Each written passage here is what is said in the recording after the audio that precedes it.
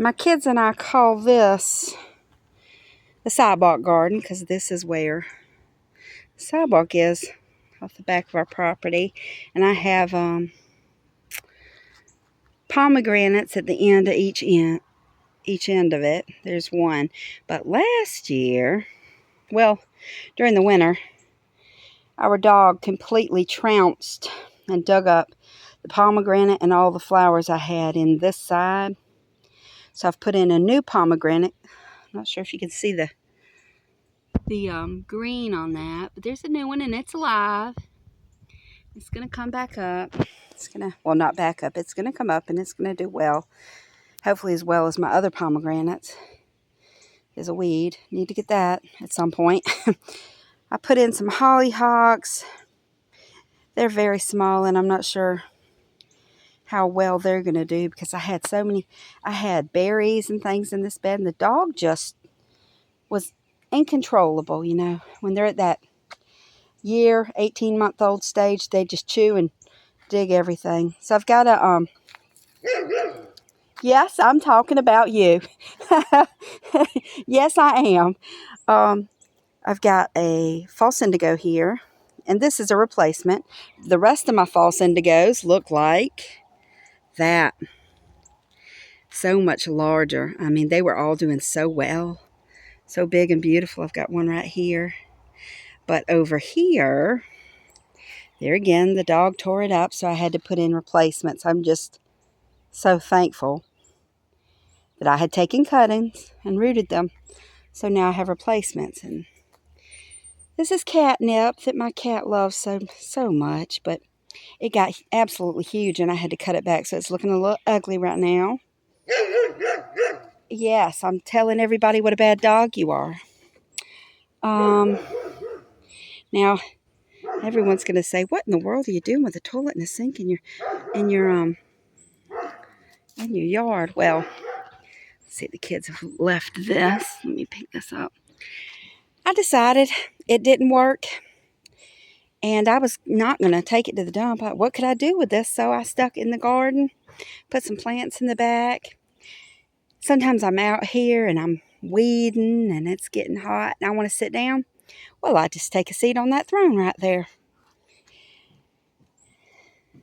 And then I later got this sink, but it had a problem because it got broken.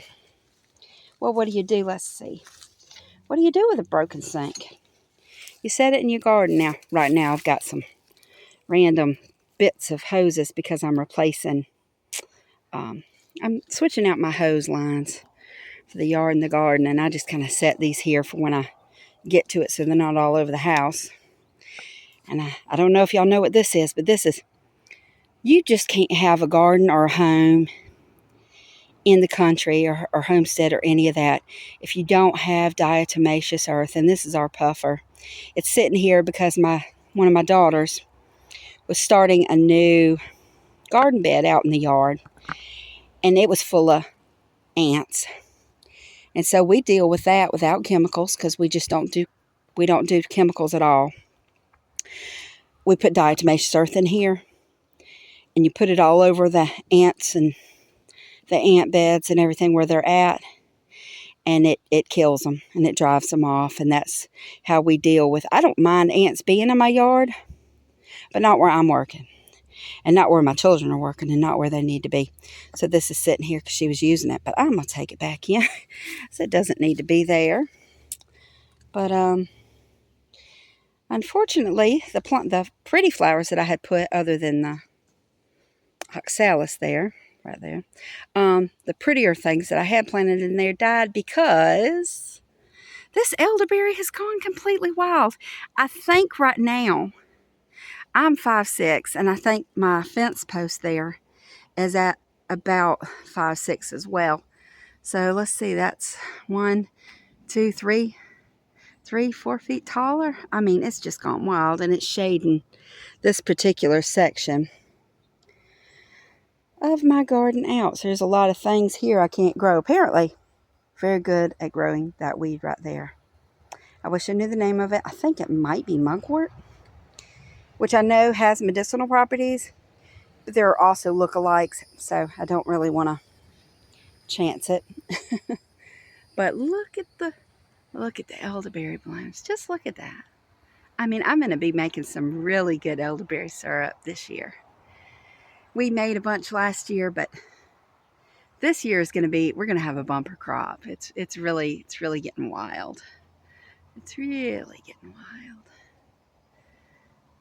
So that's my little sidewalk garden. That's what we call that. Okay, so now we're going to go in what I call my kitchen garden, because it is on the side of the house where my kitchen is. So, hence the term kitchen garden. I have to be careful with this gate. There's a mother bird who has built a nest inside of my gate. Right. Let's see if we can see it. Right there, she built a little nest. Silly little birds. I try to be as careful as I can with that gate. So, in here I've got canna lilies. I have 3 different types of canna lilies. I just love them. I love canna lilies. I even grow them from seed. This is Miss Oklahoma. And they're a little slower to get started in the spring than some of my other varieties. But I like them very much. They have a bloom that the hummingbirds just love. This is a Hollywood plum. And I've been propagating from it. I find it difficult to propagate from cutting. But I'm working on it. So far I've gotten 3 successful propagates from it. And then I put some oregano down. And I'm still working on these beds. I just started this part of the garden. This was our former chicken coop. So everything in here has just been planted. Other than the grapes, has just been planted, I want to say, in the last 3 months. I've got 2 Maximilian sunflowers that are flanking my rhubarb bed. And I haven't figured it out yet, but I have 1 rhubarb. I've never had success with rhubarb before. But I've got 1 rhubarb that, as far as I can tell, is doing quite well. And then I have 1 that's doing a little less well in the back. And then I have this poor, sad, pitiful creature. I just don't know what to do with it. I'm not sure if it's just a lack of nutrients in that spot, or if there's some other problem and I just haven't figured it out yet. But I'm going to keep working at figuring out what its problem is and freshen it up. There's the other Maximilian sunflower. I really like it. It's a perennial, and this is its first year. So, I've been told that they can get, over 8-9 feet tall. I think it's at about 4.5 now. So I'm looking forward to seeing it in its full glory. Now my grapes. Normally, I trim my grapes back in the winter conservatively. I'm always afraid I'm going to take too much. But this past winter, I pruned it, and I thought I was pruning it pretty heavy. And then I decided after a couple of weeks, you know what? I think I'm really going to prune it hard. Now I came back, and I pruned it hard. And let me tell you, I think this grape said thank you, because it is just completely full of grapes for the first time since I've, had it, and the whole thing. So I think it really needed that. I feel better about it all the way down. It's just sprawling down. Look at those grapes. I mean, that just makes you happy. It makes me happy, at least. It sure does. Down here in the back corner, I've got a feijoa. It's a pineapple kiwi is the common name of it. And I've moved this feijoa around the property several different places, and this is where it seems the happiest. For the first time, we've gotten, I'm not sure if you can see that. It's a bit spent, but it's a bloom. And that's the first bloom we've gotten from it. So we're excited about that. I guess it's happy there. And over here I have some more canna lilies and a couple of weeds that I need to get out. Oh, that's not a weed. That's a oak tree. But I don't want you here. So they're coming up. And these were just planted as tubers about a month and a half ago, maybe. And they're just getting going. So it's going to take them a while. Now over here, and this is a part of my house where a lot of my plumbing, my hoses, my dryer vent, this is kind of the business end of the house, and everything's there. But I decided I'll put my roselle here. So I've got 6 roselle, three over there, 3 over there, and I think they're doing quite well. At some point in the future, I'm going to put a screen between the roselle and these utilities, and that'll be.